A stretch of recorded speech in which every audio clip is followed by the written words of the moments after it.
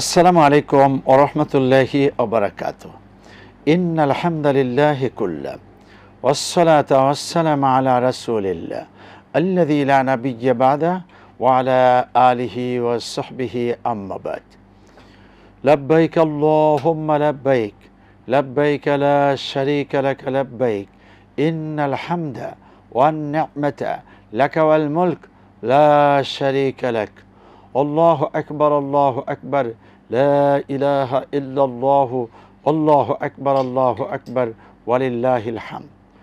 সুপ্রিয় দর্শক, আরিফিল auditor presence ইসলামী সওয়াল ও জবাব powered by Islami bank Bangladesh PLC অনুষ্ঠান থেকে সকলকে জানাচ্ছি আন্তরিক মোবারকবাদ। বন্ধুগণ, আপনাদের যে কোনো বিষয়ে প্রশ্ন করবেন ইনশাআল্লাহ, এবং সেই প্রশ্নগুলো এই সময় হজ কেন্দ্রিক, কুরবানি কেন্দ্রিক, সহি ইবাদা কেন্দ্রিক হলে অনেক ভালো হয় এবং সুষ্ঠু সুন্দরভাবে আমরা এ ইবাদতে অংশগ্রহণ করতে চাই। আজকে প্রশ্নের জবাব দিব আমি ডক্টর শহীদুল ইসলাম বারাকাতি, এবং প্রশ্ন রিসিভ করব আমি ডক্টর শহীদুল ইসলাম বারাকাতি। অতএব আপনারা প্রশ্ন করুন, আপনাদের কাছেই যাব, ছোট ছোট করে প্রশ্ন করব, স্পষ্ট ভাষায় প্রশ্ন করব, জীবন ঘনিষ্ঠ প্রশ্ন করব, এবং প্রশ্নগুলো আগেই নোট করে রাখবো যাতে রিপিট না হয়, অন্যের ক্ষতি না হয়। শুকরান। আসসালামু আলাইকুম ওয়া রাহমাতুল্লাহ। ওয়ালাইকুম আসসালাম ওয়া রাহমাতুল্লাহি ওয়া বারাকাতুহু। জি, ওয়ালাইকুম আসসালাম ওয়া রাহমাতুল্লাহি ওয়া বারাকাতুহু। পানি খাওয়ার সময় শুধু কি বিসমিল্লাহ বলবো না সাকাম রব্বাম সারাবান তাহিরা বলবো? পানি খাওয়ার দোয়াই তো।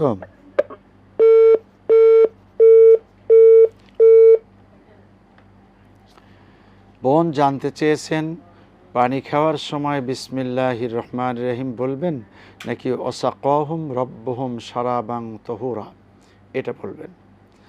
আপনি দুটোই বলবেন। কেন?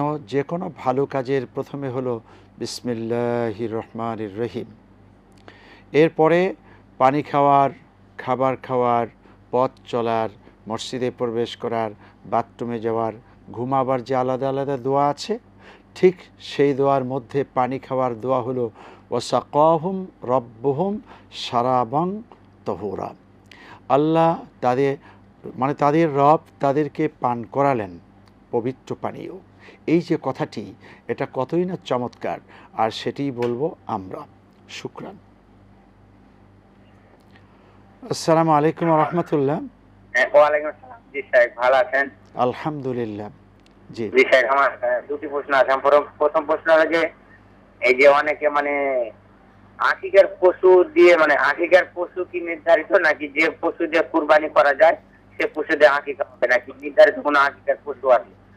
কেউ বলছে কুরবানির পশু দিয়ে আকিকা হবে না, ছাগল এবং দুম্বা বেড়া বেড়ি এগুলা ছাড়া ওই হাতিগুলো নাকি ঠিক না। আমি জানতে চাচ্ছি আর কি এই বিষয়ে। আর কিছু? জি না, এটাই জানা। জবাব শুনুন। আকিকা এটি আল্লাহ পাকের পক্ষ থেকে কোনো বান্দা যখন পৃথিবীতে আসবেন, নবাগত সুসংবাদ প্রাপ্ত সন্তান ছেলে হলেও মেয়েও হোক, সপ্তম দিনে হবে আকিকা। আব্দুল্লাহ ইবনে ওমর রাদিয়াল্লাহু তাআলা আনহুর হাদিস। আর যদি একান্ত না পারা গেল তাহলে 14তম দিবসে, যদি একান্ত না পারা গেল তাহলে 21তম দিবসে। এই হলো আকিকা। আর এর পরে যদি হয় তা সেটা আকিকা হবে না, এমনিতেই কোনো লোকের পক্ষ থেকে সাদাকা হতে পারে। 2 নাম্বার হলো, আপনি একটু আগেও যেটা বলেছেন, কোনো ওলামা ইকরাম বলেছেন আকিকা হবে ছাগল দিয়ে, ভেড়া দুম্বা দিয়ে। হ্যাঁ, রাসূল কারীম সাল্লাল্লাহু আলাইহি ওয়াসাল্লাম ইমাম হাসান এবং ইমাম হুসাইন এই দুজনের জন্যই আকিকা করেছেন ছাগলের মাধ্যমে। অতএব ছাগল দিয়ে আকিকা উত্তম, রাসূল যেটা দিয়ে করেছেন। গরু, মহিষ, উটের মাধ্যমেও করা যাবে, কিন্তু বিষয়টা বুঝে নিন, আকিকার ক্ষেত্রে ছেলে হলে 2 মাথা আর মেয়ে হলে 1 মাথা। এখন 2টি গরু 2টা মাথা, 2টি উট 2টি মাথা, এটা তো সকলের জন্য সম্ভব না। অতএব এই জটিলতায় না যেয়ে রাসূল যেমন ছাগল দিয়ে করেছেন, আমরা ছাগল দিয়ে করলে সুন্নাতটাও আদায় হলো। আর আকিকা এটা হলো পৃথিবীতে কোনো মানব সন্তান যখন পৃথিবীতে আসলো, দুনিয়ার আসবাবপত্র, আলো বাতাস এবং শয়তানের অসওয়াসা তাকে স্পর্শ করতে পারে, অসুস্থতা তাকে ধরে বসতে পারে, এগুলি থেকে মুক্তির জন্য আকিকা। অতএব কোরবানির সাথে হবে না, হবে না, হবে না। কোরবানি একটি স্বতন্ত্র ইবাদা, এটাকে সেভাবেই করতে হবে।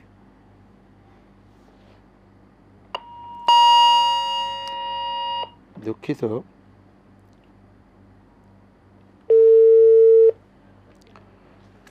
জি ভাই, আপনার সংযোগটি বিচ্ছিন্ন হয়েছে, আপনি চেষ্টা করুন, পরবর্তীতে আবার হয়তো আল্লাহ ব্যবস্থা করে দিবেন। কোরবানি নিয়ে বহু জটিলতা মানুষ সৃষ্টি করে, আসলে জটিলতার কিছু নেই। যাদের উপরে কোরবানি ওয়াজিব তাদের উপরেই হলো জাকাত ওয়াজিব। এখন জাকাতের জন্য সম্পত্তি থাকতে হবে 1 বছর, কোরবানির জন্য থাকতে হবে জিলহজ মাসের 10, 11, 12। 10 তারিখ সুবহে সাদেকের পর থেকে 12 তারিখ সূর্যাস্তের পূর্ব পর্যন্ত কারো যদি ওই নেশাব পরিমাণ সম্পদ অর্থাৎ 7.5 ভরি স্বর্ণের বিক্রয় মূল্য অথবা 52 ভরি রৌপ্যের বিক্রয় মূল্য এ পরিমাণ অর্থ তার আছে, তাহলেই তিনি কোরবানি দিবেন।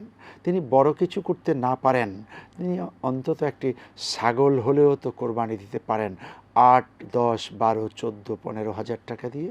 অতএব এই ইবাদতটি আমরা করার চেষ্টা করব। আসসালামু আলাইকুম ওয়া রাহমাতুল্লাহ। ওয়ালাইকুম আসসালাম ওয়া রাহমাতুল্লাহি ওয়া বারাকাতুহু। আমি বাজার থেকে মাহফুজা বেগম বলছি। জি, আমার প্রশ্ন হলো হজের সময় কোন তারিখ থেকে সুগন্ধি ব্যবহার নিষেধ? আরটা হলো হজের সময় মহিলারা মুখমণ্ডল কোন দিন থেকে খোলা রাখবে এবং কতটুকু খোলা রাখবে? সুগন্ধি কোন দিন থেকে নাকি? একটা প্রশ্ন। আচ্ছা, এটা কি আপনি যেটা বলছেন এটা তো ইহরামের সাথে জড়িত, এটা কি হাজিদের ক্ষেত্রে জানতে চাচ্ছেন নাকি আমাদের? এখন হজে আছে আমাদের। আচ্ছা আচ্ছা, হজ, জি হ্যাঁ। আর একটা কি বললেন হজ্জের ক্ষেত্রে সুগন্ধি, আর একটা কি বললেন? হজের ক্ষেত্রে তারা যে ওখানে আছে সুগন্ধি কোন তারিখ থেকে ব্যবহার নিষেধ। ওকে, এটা গেল। আর মুখমণ্ডল হলো মুখমণ্ডল কোন দিন থেকে তোরা খোলা রাখবে এবং কতটুকু খোলা রাখবে? ঠিক আছে। আরেকটা প্রশ্ন, আরাফার রোজা আমরা কোন দিন রাখবো? আরাফা, জি। আসসালামু আলাইকুম। ওয়ালাইকুম আসসালাম ওয়া রাহমাতুল্লাহ। মূলত ইহরামের সাথে জড়িত হলো সুগন্ধি। ইহরাম যখন কেউ ধারণ করবেন তখন তার শুধু সুগন্ধি নয়, আরও অনেক কিছু নিষিদ্ধ হয়ে যায়। চুল কাটা, নখ কাটা, স্বামী স্ত্রী সুলভ যে আচরণটি হওয়া দরকার সেটি বন্ধ। একইভাবে শিকার করা, অন্যকে হত্যা করা, রক্তপাত করা এবং যুদ্ধ বিগ্রহ করা, এগুলো সব হাজিদের জন্য ইহরামের পরে নিষিদ্ধ হয়ে যায়। এখন আপনি জানতে চেয়েছেন সুগন্ধি কোন দিন থেকে নিষিদ্ধ? যখন থেকে ইহরাম করবেন। যেমন হাজিগণ, এই যে বাংলাদেশের হলো 25 তারিখে, ওখানকার 8ই জিলহজ ইহরাম করে ঘর থেকে, হোটেল থেকে, নিজের বাড়ি থেকে, বিভিন্ন জায়গা থেকে হাজিগণ ইহরাম ধারণ করে এরপরে মিনায় যাচ্ছেন। মিনা থেকে আগামীকালকে আরাফাতে অবস্থান করবেন। এরপরে সেখান থেকে মুজদালিফায় আসবেন, আবার তিনি মিনায় আসবেন। জামারাতে এসে শয়তানকে পাথর মারবেন। এরপরে কুরবানি হবে, মাথার চুল ছোট হবে। এতটুকু সময় পর্যন্ত হলো তার একেবারে পাকাপোক্ত ইহরাম। এখনও পর্যন্ত তার হয়তো পোশাকের দিক থেকে তিনি ফ্রি হবেন, কিন্তু এখনও পর্যন্ত ইহরামের নিষিদ্ধ বিষয় তার জন্য নিষিদ্ধই থাকলো। এবার তিনি তাওয়াফে জিয়ারা করবেন, সেটা যদি 10 তারিখে করেন ওকে। এবার হলো সাই বাইনা সফা ওয়াল মারওয়া, এটাও করবেন, এটাও যদি 10 তারিখে হয়ে গেল ঠিক আছে। তারপরে তিনি ফ্রি হয়ে গেলেন। এই ফ্রি হয়ে যাওয়ার পরে একটা ইবাদত তার বাকি থাকবে, সেটা হলো তাওয়াফে বেদা। এই তাওয়াফে বেদার আগ পর্যন্ত এই যে কাজগুলো আমি বলেছি, এই আমলগুলো যখন শেষ হবে তখন তিনি সাধারণ পোশাক পরবেন, সাধারণভাবে চলাফেরা করবেন, সুগন্ধিও ব্যবহার করতে পারবেন, সাবান দিয়ে গোসল করতে পারবেন। নিষিদ্ধ একটা বিষয় শুধু থেকে যাবে, স্বামী স্ত্রীর সাথে আল্লাহ প্রদত্ত যে নেয়ামতটি আছে ওই নেয়ামত, এটা যখন তাওয়াফে বেদা করবেন তখনই তার জন্য বৈধ হবে। অতএব এই বিষয়টিতে এখন টাইমের কথা যদি আপনি বলেন, এহরাম তিনি যদি 2 দিন আগে করেন, অথবা এফরাদের হাজি যারা, তারা তো এহরাম আরও অনেক আগে করবেন। তিনি ধরুন এহরাম করেছেন জিলহজ মাসের 1 তারিখ থেকে, এই সব কাজগুলো আমি যা বলেছি এগুলো না করা পর্যন্ত তিনি সুগন্ধি ব্যবহার করবেন না, নখ চুল কাটবেন না। তামাত্তু আর কেরানের জন্য কিন্তু সেম। অতএব ফ্রি না হওয়া পর্যন্ত তিনি সুগন্ধি ব্যবহার করবেন না। জি, মুখমণ্ডল একইভাবে আপনি যেটা বলছেন, মুখমণ্ডল ঠিক এই সময়ে মায়েরা বোনেরা এহরাম অবস্থাতে তিনি যেহেতু জটিল কতগুলো কাজে যাবেন, এহরাম যখন ধারণ করলেন তখন থেকে তিনি মুখমণ্ডল হাতের কবজি পর্যন্ত পায়ের নিচটা খোলা রেখে তিনি মিনায় যাবেন, আরাফাতে যাবেন, মুজদালিফায় যাবেন। কোরবানির বিষয়টা যদি তার নিজেরই করতে হয় করবেন, না করতে হয় দেখবেন। আবার হলো পরবর্তীতে সেখান থেকে কেউ হেঁটে হলেও তাওয়াফ করতে আসবেন, তাওয়াফে জিয়ারা শেষ করে সাই করবেন। এই সময়টিতে তার জন্য মুখমণ্ডল খোলা রাখাটা সম্পূর্ণ বৈধ। জি, আপনার আরেকটা ফোন আছে, ওই প্রশ্নে যাব ইনশাল্লাহ। আসসালামু আলাইকুম ওয়া রাহমাতুল্লাহ। ওয়ালাইকুম সালাম ওয়া রাহমাতুল্লাহ। হুজুর, আমার একটা প্রশ্ন আছে। বলুন। জি, হ্যালো, বলুন, শুনতে পাচ্ছি।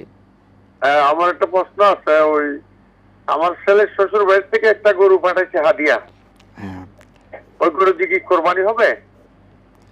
ছেলের শ্বশুর বাড়িতে হাদিয়া কি জন্য পাঠালো? ছেলের শ্বশুর বাড়ি থেকে একটা গরু পাঠাইছে হাদিয়া। হাদিয়া পাঠাইলো কেন? আপনাদেরকে খাওয়ার জন্য? না, কোরবানির সময় দিছে আর কি। আচ্ছা, ছেলের শ্বশুর এখন বাড়িতে উপলক্ষ ওটাকে দিয়ে আমি কোরবানি করতে পারবো? আচ্ছা, আর কোনো প্রশ্ন? না, আর কোনো প্রশ্ন নাই হুজুর, এটাই আমার প্রশ্ন। আপনাকে একটু অপেক্ষা করতে হবে, ইনশাআল্লাহ আপনার প্রশ্নের জবাব পাবেন। জি,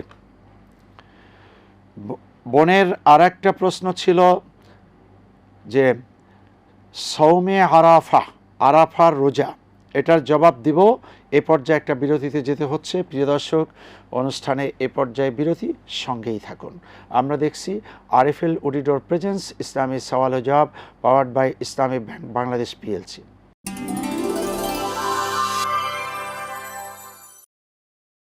আসসালামু আলাইকুম ওয়া রাহমাতুল্লাহি ওয়া বারাকাতুহু। বন্ধুগণ, ফিরে এলাম অনুষ্ঠানে। দেখছি আরএফএল অডিটর প্রেজেন্স ইসলামী সওয়াল ও জবাব, powered by Islami bank Bangladesh PLC. অনুষ্ঠানের সঙ্গে থাকার জন্য অনেক অনেক ধন্যবাদ।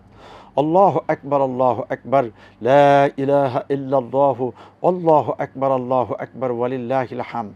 চলতে ফিরতে উঠতে বসতে আমরা এ তাকবীর, আল্লাহর শ্রেষ্ঠত্ব খুব বেশি করে বয়ান করব।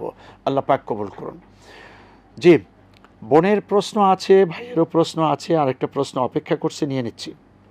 আসসালামু আলাইকুম ওয়া রাহমাতুল্লাহ। আসসালামু আলাইকুম। জি, এই যে কালকে আরাফার রোজা, আমরা কি নিয়াত করুন? শুধু নফল বললেই হবে নাকি? আর এই যে এই ঈদের দিন যে নামাজটা, এই রোজাটা, ওটা কি নিয়াত করুন নাকি সাহারি খাইতে হবে না কেমনে কি নিয়ম কানুন একটু জানাইবেন। ঈদের দিনে তো কোনো রোজা নাই। নামাজ ঘরে পড়তে, একজনে কয় পড়তে হবে 2 রাকাত, একজনে কয় পড়তে হবে না। এইভাবে কেমনে কি একটু নিয়ম কানুন জানাইবেন। আর আমি আগের বছর 2টা করে রোজা থাকছি, 8 তারিখে ও 9 তারিখে। এই বছর যদি শুধু কালকের দা থাকি তাহলে কি কোনো গুনাহ হবে? হ্যাঁ, আচ্ছা, ঠিক আছে, আপনার জবাব শুনবেন, অন্যান্য জবাবগুলো দিয়ে আসতেছি আপনার কাছে। ওকে। বোন প্রশ্ন করেছিলেন আরাফার রোজা কোন দিন? আরাফাত ময়দানে হাজিগণ যেদিন রোজা হলো সেদিন। হিসাব সোজা, যে আপনি কোনো একটা জায়গায় যদি দেখতে পান যে বহু লোক জামায়াত হয়েছে, তো এই জামায়াত যখন আপনি লোকদেরকে জামায়াত কেন্দ্র করে কোনো কথা বললে তখনই তো বলবেন। তো ঠিক আরাফাত ময়দানে হাজিগণ অবস্থান করবেন আগামীকাল। এবার 8, 9, 10 এগুলো আপনি ভুলে যান। আগামীকাল ইয়াউম আরাফা, আর এই দিনেই হলো রোজা। এই রোজার ফজিলত এত বেশি, 1 বছর পূর্বের 1 বছর পরের গুনাহ আল্লাহ মাফ করে দিবেন। অতএব আজ রাতে খাবার খাবো, কালকে রোজা রাখবো। এই আমলটি আমরা সকলেই করার চেষ্টা করব। কালকের রোজা প্লাস ইবাদাত প্লাস আল্লাহ পাকের ক্ষমা এতটা বড় যে আল্লাহ রাব্বুল আলামিন বছরে কোনো দিন এত পরিমাণ বনি আদমকে ক্ষমা করেন না। অতএব সেই ক্ষমার মধ্যে যাতে আমরাও আল্লাহর ক্ষমায় অংশগ্রহণ করতে পারি বা পড়তে পারি, সেটার জন্য আল্লাহর কাছে প্রাণ খুলে দোয়া করি। আর রোজাটা কালকের জন্যই করব, এবং যারা একটা করব তারা কালকে একটাই করব। জি, এবার ভাই জানতে চেয়েছেন একটাই প্রশ্ন, ছেলের শ্বশুর বাড়ির থেকে একটি গরু দেওয়া হয়েছে হাদিয়া। প্রশ্ন করেছিলাম আপনাকে যে এটা কি কোরবানির জন্য দেওয়া হয়েছে? আপনি বললেন হ্যাঁ, কোরবানি উপলক্ষে দেওয়া হয়েছে। তা আপনি কোরবানি করে দিবেন বিসমিল্লাহু আকবার বলে। কোনো অসুবিধা আছে? না, কোনো অসুবিধা নেই। এটা হলো তাহাদু তাহাব্বু, হাদিয়া দাও ভালোবাসা। তাই ছেলের শ্বশুর বাড়ির থেকে হাদিয়া দিয়েছে, মাশাআল্লাহ, খুবই ভালো। এইভাবে আপনিও যদি মেয়ের বাবা হয়ে থাকেন, যখন আপনি আবার মেয়েকে বিবাহ দিবেন সেখানে একইভাবে ছেলের শ্বশুর বাড়ির থেকে, মেয়ের শ্বশুর বাড়ির থেকে, অথবা আমিও বিয়াই হয়ে তা হাদিয়া দিতে কোনো অসুবিধা নেই। কিন্তু একটা কথা মনে রাখতে হবে, যৌতুকের কোনো ব্যাপার যাতে না ঘটে যায়, কোনোভাবে আপনি হাদিয়া পাবেন এমন আকাঙ্ক্ষা যাতে না থাকে, আর কোনো কায়দা কানুন করে হাদিয়া আদায় করবেন এমনটিও যাতে না থাকে। সম্পূর্ণ ফ্রেশ মনে উনি দিয়েছেন, আপনিও প্রশান্ত হৃদয়ে গ্রহণ করেছেন। এবার হাদিয়াটা গ্রহণ করার পরে আপনি এটির মালিক। যদি উনি কোরবানির নিয়াতে দিয়ে থাকে, কোরবানি দেন। আপনি যদি এমনিতেই হাদিয়া পান বছরের যে কোনো সময়, সেটা আপনি কোরবানি দিতে পারেন, সেটা আপনি খেতে পারেন, সেটা বিক্রি করতে পারেন, সেটা সদকা দিতে পারেন। হাদিয়া যখন আপনার হাতে চলে এসছে, এটার মালিকানা আপনার খুশি মতো আপনি যেভাবে ইচ্ছে সেটাকে আপনি কাজে লাগাতে পারেন। জি, কোরবানি দিতে কোনো অসুবিধা নেই। আরাফার রোজার নিয়াত, এই যে বোন জানতে চেয়েছেন। আচ্ছা, নিয়াতটা সোজা কথা, আমি সৌমু ইয়ৌমে আরাফা, আরাফার দিবসের রোজাটি পালন করতেছি। নফল, সুন্নাত, ওয়াজিব, ফরজ কিচ্ছু বলতে হবে না। আপনার নাওয়াইতুয়ান আসুম্মা এটাও বলতে হবে না। আপনি তো মনের ভিতরে নিয়াতটা রাখছেনই, আপনার মুখ দিয়ে কিছুই বলার দরকার নেই। ভিতরে আপনার এটা আছে না যে আমি আরাফার দিবসের জন্য রোজা নিয়াত করলাম, বা আগের থেকেই চিন্তা করে রেখেছেন, আরও 6 মাস আগেই চিন্তা করেছেন। অতএব কিচ্ছু না বললেও রোজা হয়ে যাবে। আচ্ছা, বললেন যে ঈদের দিনের রোজার নিয়াত, ঈদের দিনে আবার রোজা কিসের? ঈদের দিনে কোনো রোজা নেই। হ্যাঁ, এটি হলো সুন্নাতি একটি আমল যে ঈদের দিনে প্রথমত আমরা কিচ্ছু না খেয়ে ঈদগাহে যাব। এবার ঈদগাহে সলাত আদায় করে কোরবানি করব। কোরবানির পশুর গোশত বাড়িতে পাঠাবো, রান্না হবে, এটা দিয়ে প্রথম খাবার। সেটা 12টা, 1টা, 2টা, 3টা, 4টার মধ্যেও যদি হয়, এটা দিয়ে খাবার। এর অর্থ হলো এই সময় পর্যন্ত আর কিছু খেলাম না, এটা সুন্নাহ। এটা রোজা না, এটা হলো এই সময় পর্যন্ত না খেয়ে থাকা, যাতে কোরবানির পশুর গোশত দিয়ে প্রথম খাবারটা হয়। সে কারণে এটাকে রোজা না বলে আমরা বলবো একটি সুন্নাতের উপরে আমল করা। আর একটি সুন্নাহ 100 শহীদের মর্যাদা, আমরা এমনটি ছাড়বো কেন? আল্লাহ পাক আমাদেরকে কবুল করুন। তার অর্থ এমন যেন না হয়ে যায় সারাদিনেই খাবার খেলাম না, একেবারে সূর্যাস্ত চলে গেল। না, যদি সূর্যাস্ত চলেই যায় তাহলে আপনি এর আগে কিছু না কিছু খেয়ে নেবেন। আর ক্ষুধা লাগলে আপনি যখন তখনই খেতে পারবেন, হয়তো সুন্নাহটির উপরে আমল করতে পারলাম না, অথবা একজন কোরবানি করবে পরের দিন, তারপরের দিন, তাহলে সেই লোকটাকে সে পর্যন্ত না খেয়ে থাকবে নাকি? আর এটার জন্য কোনো নিয়াত করতে হবে না, কিছুই করতে হবে না। জি, আপনার আরও প্রশ্ন আছে, অন্য ভাইয়ের প্রশ্ন আছে, যাব সেদিকে। এ পর্যায়ে আরও একটি বিরতি, সঙ্গেই থাকুন। দেখছি আরএফএল অডিটর প্রেজেন্স, ইসলামী সওয়াল ও জবাব, powered by Islami bank Bangladesh PLC.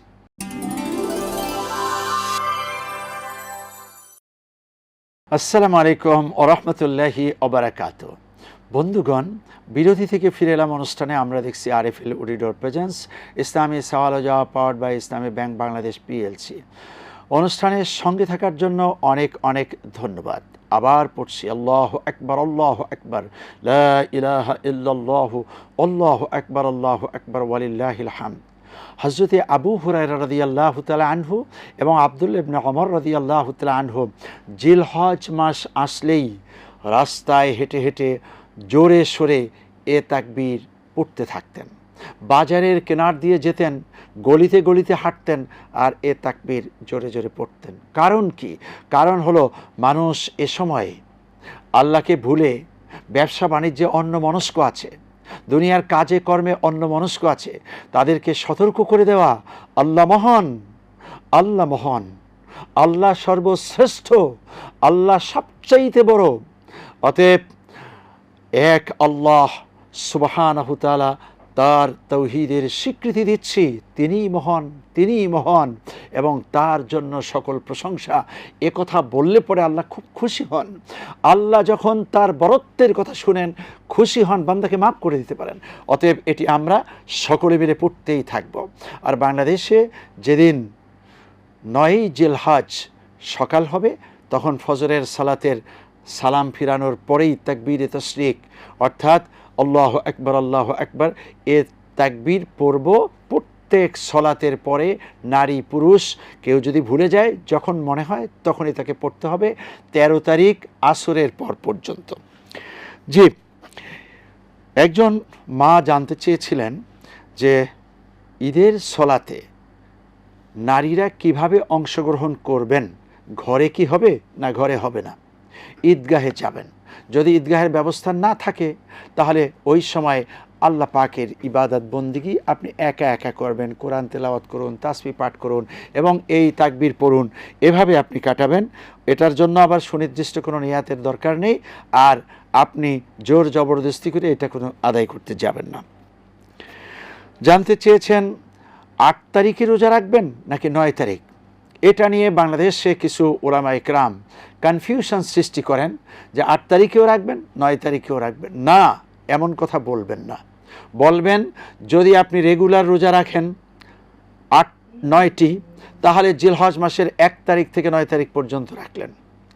তা না হলে শুধু ইয়াউম আরাফা, অর্থাৎ হাজিগণ আরাফাত ময়দানে আসেন যেদিন, রোজা রাখবেন সেদিন, ওই একটাই। আপনি তো জানেন, এটা টেলিভিশনে দেখতে পাচ্ছেন, আমরা বারবার বলছি যে আরাফাতে অবস্থান করছেন হাজিগণ কখন? আগামীকাল। বাংলাদেশে হিসাব নিকাশে আগামীকাল 26শে মে ইয়াউমু আরাফা, আরাফাত ময়দানে লক্ষ লক্ষ হাজিগণ একথা বলছেন, লাব্বাইক আল্লাহুম্মা লাব্বাইক, লাব্বাইক লা শারীকা লাক লাব্বাইক, ইন্নাল হামদা ওয়ান নি'মাতা লাকা ওয়াল মুলক লা শারীকা লাক। এই আওয়াজের সাথে আমরা রোজা রেখে তাকবীর পড়ে একাত্মতা ঘোষণা করলে হাজিদেরকে আল্লাহ মাফ করবেন, আমাদেরকেও মাফ করে দেবেন। আসসালামু আলাইকুম ওয়া রাহমাতুল্লাহ। ওয়ালাইকুম আসসালাম ওয়া রাহমাতুল্লাহি ওয়া বারাকাতুহু। আমি ফেরদৌসী বলছিলাম দক্ষিণখান থেকে। বলুন। আমার প্রশ্নটা সেই ঘুরে ফিরে একটাই, আপনি এই যে আগামীকাল কি কি আরাফা তো কালকে, আমরা কি কালকে রোজা রাখবো নাকি পরশুদিন রোজা রাখবো বুধবারে? দয়া করে এটা জানাবেন। আর আরাফার দিনের যে দোয়াটা লা ইলাহা ইল্লাল্লাহু ওয়াহদাহু, এটা কি বেশি বেশি পড়বো আমরা? জি, ফজিলত পাওয়া যাবে? বলবেন। আসসালামু আলাইকুম। জি, ওয়ালাইকুম আসসালাম ওয়া রাহমাতুল্লাহ। জি, এবার আব্দুল জব্বার ভাই গতকালকে প্রশ্ন করেছিলেন আজকেও তিনি প্রশ্নের একটা অংশ তুলে ধরেছিলেন যখন আমরা বিরতিতে ছিলাম। তা আপনি তো অর্থটা শুনতে পেয়েছেন, তার ভিতরে একটা অংশ আপনার জানতে ইচ্ছে করেছিল যে ওয়ালিল্লাহিল হামদ। ওয়ালিল্লাহি মানে আল্লাহর জন্য, আল হামদ মানে হলো সকল প্রশংসা। সকল প্রশংসা আল্লাহর জন্য। ওই যেমন আল্লাহু আকবার, আল্লাহু আকবার, আল্লাহ শ্রেষ্ঠ, আল্লাহ শ্রেষ্ঠ, আল্লাহ সর্বশ্রেষ্ঠ। আশহাদু আল্লা ইলাহা ইল্লাল্লাহ, সাক্ষ্য দিচ্ছি এক আল্লাহ ছাড়া আর কোনো ইলাহ নেই। আল্লাহু আকবার, আল্লাহু আকবার, আল্লাহই শ্রেষ্ঠ, আল্লাহই মহান। ওয়ালিল্লাহিল হামদ, এবং সে আল্লাহর জন্য সকল প্রশংসা। আমি মনে করি যে এখন কারো এর মধ্যে কোনো অস্পষ্টতা থাকার কথা না। বন্ধু, আপনি খুশি থাকবেন। জি, আবার বোন জানতে ছিলেন আরাফার রোজা, এটা নিয়ে ঘুরে ফিরে বারবার আসতেছে। আমরা এতবার বলছি ইয়াউমু আরাফাহ, আরাফার দিবস আগামীকাল। হাজিগণ আরাফাত ময়দানে অবস্থান করবেন আগামীকাল। ওনারা অবস্থান করবেন যেদিন, আমরাও রোজা রাখবো সেদিন। একটা ছোট্ট উদাহরণ দিই। আপনাকে যদি সরকার কথা বলে যে আপনাদের জন্য কিছু পরিষ্কার পানি এবং ভালো মধু এটা পাওয়া যাবে বাইতুল মোকাররমে আগামীকাল 26 তারিখ, আগের দিনও পাওয়া যাবে না, পরের দিনও পাওয়া যাবে না। যারা এই পবিত্র মধু বিনা পয়সায় নিতে চান তারা বাইতুল মোকাররমের পাশে হাজির হন। এখন আগামীকাল 26 তারিখে দেওয়া হবে বেহেশতি মধু, নির্ভেজাল পানি। এখন কেউ যদি পেতে চায় তাহলে সেটা তো আগামীকালই যেতে হবে, আগের দিনও দিবে না, পরের দিনও দিবে না।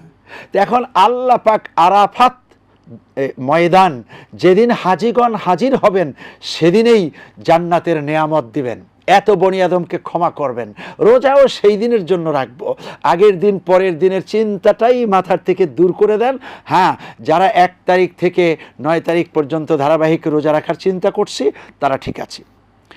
এবার হলো আপনি বলছেন কোন দোয়াটি পড়তে হবে? আশহাদু আল্লা ইলাহা ইল্লাল্লাহু ওয়াহদাহু লা শারীকা লাহু লাহুল মুলক ওয়া লাহুল হামদ ওয়া হুয়া আলা কুল্লি শাইইন কাদির। হ্যাঁ, এই দোয়াটি খুব বেশি বেশি পড়ব। আল্লাহ সুবহানাহু ওয়া তাআলা দোয়ার মাধ্যমে আমাদেরকে ক্ষমা করে দিন। পাশাপাশি এই দোয়াটাও আমরা খুব বেশি পড়ব, যেটা হাজিগণ পড়তেছেন, লাব্বাইক আল্লাহুম্মা লাব্বাইক, লাব্বাইক লা শারীকা লাকা লাব্বাইক, ইন্নাল হামদা ওয়ান নি'মাতা লাকা ওয়াল মুলক লা শারীকা লাক। হাজির, হে আল্লাহ, বান্দা হাজির, তুমি একক, কোনো শরিক নেই, মালিকানা সার্বভৌমত্ব কেবলমাত্র তোমার, সকল প্রশংসা কেবলমাত্র তোমার, এবং রাজত্ব কর্তৃত্ব তোমার। বান্দা হাজির, হে আল্লাহ, বান্দা হাজির। এই কথা বলাতে আল্লাহ এত খুশি হয়ে যান, ফেরেশতাদেরকে ডেকে বলেন, ফেরেশতারা কেন বলে বলো? তখন ফেরেশতারা বলেন যে রব্বুল আলামিন তোমার জন্যই তো বলে, তোমার মহত্বের জন্য।